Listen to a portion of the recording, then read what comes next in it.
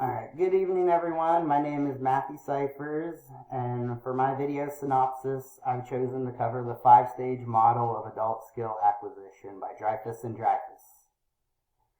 So, the 5 stages attempt to explain how learners move through skill acquisition. The 5 stages are novice, advanced beginner, competent, proficient, and expert. Each of these stages tend to build on each other as the learner gains more and more experience.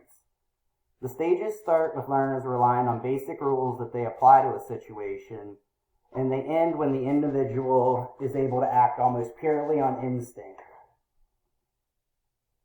So the first 2 stages are novice and advanced beginner. Novice individuals are very rule-based and can tend to see things as either yes or no or black and white. Advanced beginners are the individuals who make rule-based decisions, but they also have the background and experience to think past a simple yes or no. So, as a PA, the novice individual might be the student who's in their first rotation, and they're in the ER. They see a patient complaining of chest pain that radiates to their shoulder.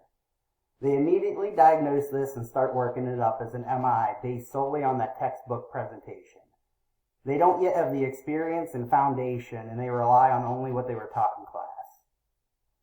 This differs from the advanced beginner, who's the more experienced student that may have a few rotations under their belt, and they're more likely to take those past experiences into consideration.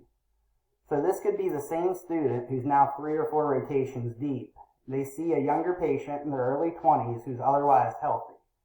Based on past experiences, they're still thinking this could be an MI based on that yes-no textbook situation, but they're also thinking it could likely be anxiety or chest wall pain based on their past experiences.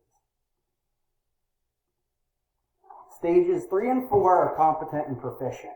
Competence comes when the learner starts to recognize, based on their experiences, what is important and what is not, as well as what questions to ask. This is also usually where emotions start to get involved with the outcome of a situation. Proficiency comes when the learner starts to think based on intuition, but they still have to think things through and make decisions. So, competency as a PA might be a new grad who may have previously seen a young patient with chest pain in the ER, but they wrote it off as anxiety and missed a PE. Now they're able to take the rules that they developed as a novice with the experience that they gained as an advanced beginner and combine it with the emotions of a misdiagnosis. This allows them to start knowing what to ask and how to build their differential diagnoses. They're also still very much rule-driven, but they're able to think outside of that typical textbook presentation of a patient.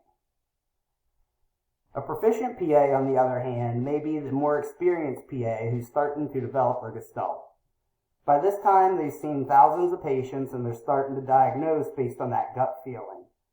They do, however, still have to stop and think through what they want to do and why they want to do it.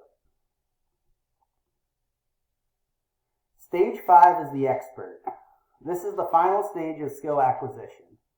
By this time, the learner has the experience necessary to act almost purely on instinct.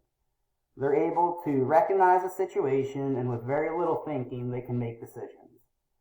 In medicine, this would be your senior PA who's able to walk into an active code, look at the monitors in the situation, and immediately be able to start making decisions on what they want to do for treatment and management without even having to think about it. The 5 stages of skill acquisition, again, are novice, advanced beginner, competent, proficient, and expert. They move all the way from the rule-based novice to the experienced expert who's able to rely solely on intuition.